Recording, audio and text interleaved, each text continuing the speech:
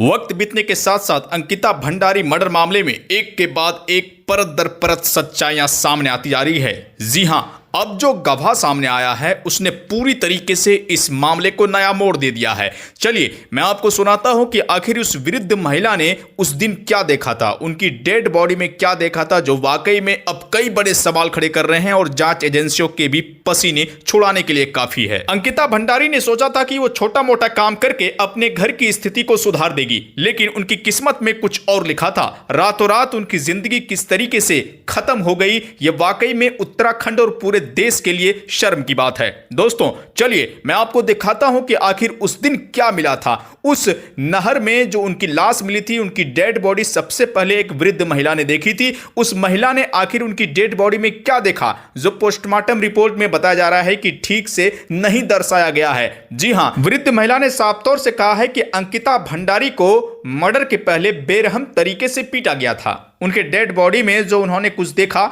ये आप जान लीजिए। उनके दांत टूटे थे, उनके बॉडी पर जख्म के निशान थे और जो बताया जा रहा है कि करीब एक सप्ते तक पानी के अंदर में उनकी लाश रही। अगर पानी में लंबे वक्त तक लाश रहती है, उनका कहना है उनके बॉडी के कई हिस्सों को मछली खा जाती और लंबे वक्त तक रहने की वजह से पानी में उनकी लाश काफी ज्यादा फूल जाती। ऐसी स्थिति नहीं थी, उनकी बॉडी ज्यादा नहीं फूली हुई थी। यानी कि वो सवाल ये खड़ा कर रही है कि कुछ घंटे पहले ही उनके बॉडी को नहर में फेंका गया था। करीब एक सप्ते तक उनको जिस तरीके से प्रताड़ित किया गया होगा, जिस तरीके से मारा गया होगा, मौत होने के बाद उन्हें नहर में फेंका गया। लेकिन कहानी ये बनाई जा रही है कि एक सप्ते तक अंकिता की लाश पानी में पड़ी रही थी। दोस्तों फिलहाल ये जांच का विषय है। पुलिस की टीम और एसआईटी टीम लगातार इस पूरे मामले की जांच पड़ताल कर रही है। जांच के बाद ही दूध का दूध पानी का पानी होगा। लेकिन उनके दोस्त ने जो अंकिता से बातचीत की, जो ऑडियो रिकॉर्डिंग है, उनके दोस्त ने पुलकित आर से जो बातचीत की, ये सब कुछ आप पहले सुनिए। हाँ, आपका फोन क्यों लिया था उन्होंने? मेरा फोन, उसका फोन स्विच ऑफ हो गया था, बैटरी डाउन हो गई थी उसकी। उसे तुमसे बात करनी थी। जब मैंने आपको फोन किया था ना, 9 बजे। हाँ, जब मैंने आपको लास्ट टाइम पे फोन किया था, हाँ जी। तो उस टाइम पे वो मेरे साथ ही थी हम्म। और उसने मेरे से मेरा फोन लिया और उसके बाद फिर मैंने उसे कहा कि फोन दे दे। उसने कहा कि मैं आपको मॉर्निंग में दे दूंगी फोन। और आपने दे दिया? भाई मेरे फोन में मुझे रात में क्या करना था फोन का?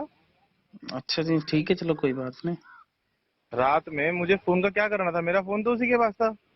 रात को? हाँ। तो मेरे को तो फोन तो नहीं किया उन्होंने। क्या? मेरे को फोन नहीं किया फिर भी। अच्छा। उल्टा मैंने 3 बार किया, उन्होंने उठाया नहीं। फिर ऐसा कैसे हो सकता है बताइए?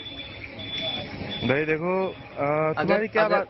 अगर अगर आपका फोन उनके पास है और मैं 3 बार रात को कॉल कर रहा हूँ तो मेरे एटलीस्ट फोन एक पे बार भी तो किया उठाएंगे आपने? ना। हाँ, आपके फोन पे। तो मेरा फोन भी घंटी बजी हाँ जी।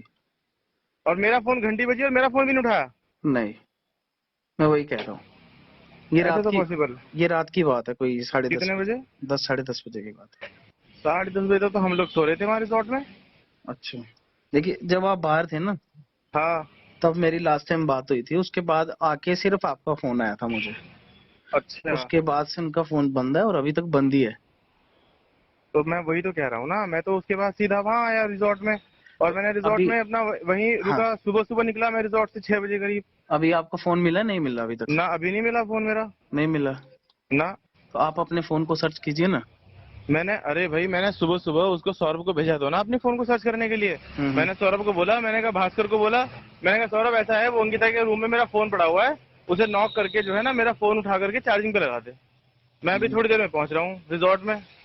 तो उसने मेरे को बोला कि भैया, उसने सौरभ को भेजा, उसने बोला भैया वो तो रूम में नहीं है। मैंने कहा अच्छा। और उसका सामान वगैरह कह रहा हूँ, सामान सामान तो सब रखा है उसका। अच्छा,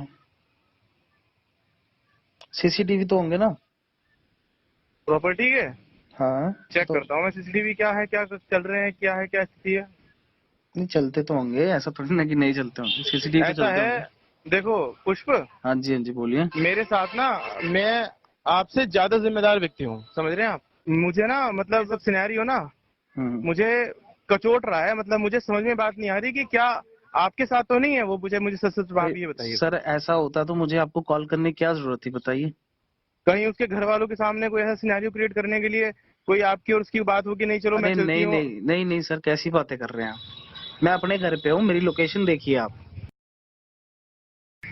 और इतनी जल्दी पॉसिबल नहीं हो सकता, यहाँ से 13-14 घंटे की जर्नी है। कल वो क्या बोलते हैं, कल शाम को भी वो यूं बोल रही थी कि मैं जा रही हूँ यहाँ से। हाँ वो तो मेरे को बोला था उन्होंने कि मैं थोड़ा ऐसे परेशान हूँ।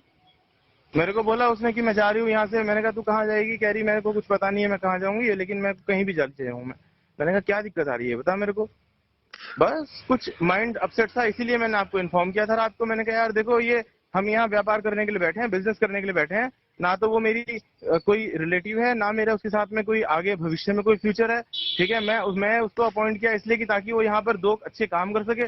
तो वो काम तो खैर क्या ही कर रही है, ऊपर से मेरे को डिस्ट्रक्शन बहुत ज्यादा दे रही है।